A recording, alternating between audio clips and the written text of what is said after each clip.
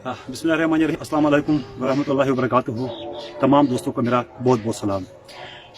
मैंने आज रब्ता किया, हुआ है थोड़ी देर के लिए मेरा रब्ता, आज लगभग दिन के 11 बजे के आसपास मकबूजा कश्मीर।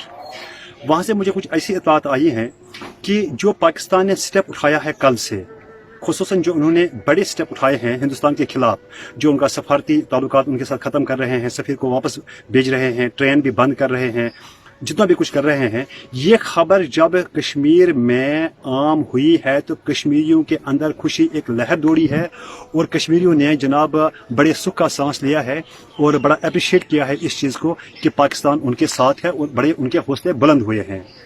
लेकिन साथ साथ एक और खबर ये चल रही है कि हिंदुस्तान एक मकाराना साजिश और चल रहा है, वो पाकिस्तान को डॉज करने की कोशिश करेगा, पाकिस्तान को बेवकूफ़ बनाने की कोशिश करेगा और सफारती ताल्लुकात बहाल करने की वो रिक्वेस्ट करेगा।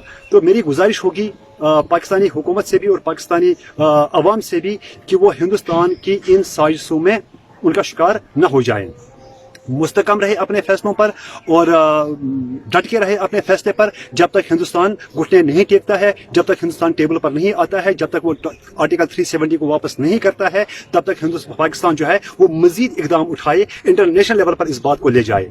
लेकिन कश्मीरियों के हौसले पस्त नहीं होने चाहिए किसी भी ऐसी बात से जो पाकिस्तान करे, खुदा ना खास्ता पाकिस्तान से कोई ऐसी गलती ना हो जिससे कश्मीरियों के हौसले पस्त हो जाए। उसके अलावा एक लड़की का एक मैसेज आया वहां से, वो भी सोशल मीडिया पर भी आ चुका है और मेरे पास डायरेक्ट वो मैसेज आ गया है कि एक सोचने वाली बात है, 8 लाख फौज हिंदुस्तान की पहले से मकबूजा कश्मीर में है। जब 8 लाख फौज है फिर 30,000 फौज भेजने की क्या जरूरत थी? देखिए 30,000 का कोई मतलब नहीं है, कोई मायने नहीं रखता है। जब 8 लाख रेगुलर आर्मी है with weapon, with every type of weapon, तो फिर 30,000 फौज भेजने की तो क्या बनती है? हकीकत में अब पता ये चला है कि ये 30,000 जो रिसेंटली भेजे गए हैं ये रेगुलर आर्मी नहीं है। ये जो 30,000 अभी ऐलान किया इंडिया ने, जो वहां पर भेजे गए हैं इंडिया की यूनिफॉर्म में, फौजी यूनिफॉर्म में, ये 30,000 फौजी नहीं है। ये RSS, बजरंग दल और शिवसेना के गुंडे हैं। मैं एक बार फिर ये बात दोहरा दूं, ये 30,000 सैनिक नहीं है, ये 30,000 फौजी नहीं है, ये 30,000 शिवसेना, बजरंग दल और बीजेपी के गुंडे हैं जिनको सिर्फ कश्मीर के कुछ मखसूस इलाकों में डिप्लॉय किया गया है, सिर्फ इसलिए कि जहां से आवाज उठे वहां पर घरों में दाखिल होकर फौज का सहारा लेकर वहां पर रेप्स करो, वहां पर कत्ले आम करो। उनके पास हथियार नहीं है, उनके पास छुरियां हैं, उनके पास टोके हैं, उनके पास तलवारें हैं।